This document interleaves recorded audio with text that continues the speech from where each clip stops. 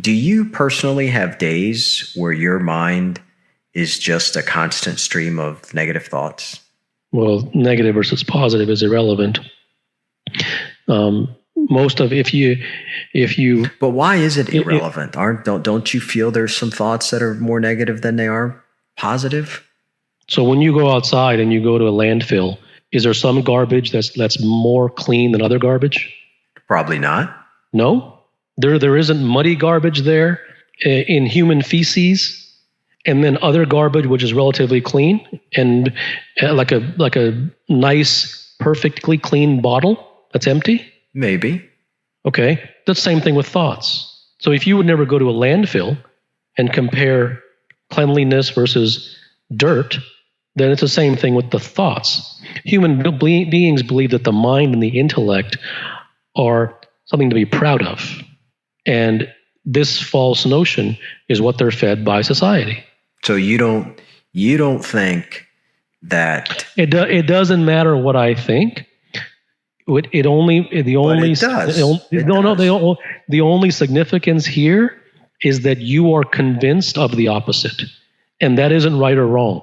I'm really not convinced of the opposite, but that's why I asked the question. So maybe I should take the negative stream out of it and just say a constant stream of thoughts, maybe an abnormal amount. Yeah, the mind is a barking dog. Mm-hmm. When that dog doesn't stop barking during the course of an hour or 2 hours, like, what do you do? Nothing. You're not going to stop the mind from barking. And if you try to, you'll be basically trying to bail water out of a sinking boat with a teacup for the rest of your life. Because the only reason that you're trying to stop the mind from barking is the reason why it's barking in the first place. Mm-hmm. Did you understand? Did you understand that? I do. That's why I hesitated. Yeah. Okay. What did you understand there? I understood that the moment that I put my conscious effort to stopping whatever's going on in my mind, right, whether it's negative or positive, that's the actual that whole recognition and movement towards trying to change something is what's causing it. When I should just ignore it. So why? Just move on. So no, well, you just totally destroyed it when you said just ignore it and move on, because that itself is an action, and that will lead you right back like a U-turn to the mind. Mm-hmm. So the only reason that someone wants to stop the mind from barking is because they wish to feel the pleasure of peace. The reason that the mind is barking in the first place is because they wish to fulfill the pleasure of desire. So the search for happiness and pleasure is the most fruitless search of a human life. And it is the single most critical reason why a human being lives in suffering.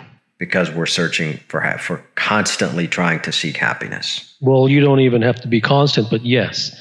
But you're right, it is constant. Happiness and pleasure, mm-hmm. Both the same. Yep. And away from the other, the opposite. Sure. Right? The fear and all of that. Yes. A chase for pleasure and an aversion for pain. And if you hear that and you think to yourself, the moment that you think to yourself that, yes, I must stop doing that, you're done, because you're doing it again. Because the only reason that you would even want to stop searching for pleasure and stop running from pain is because you want happiness. You want once again the same thing.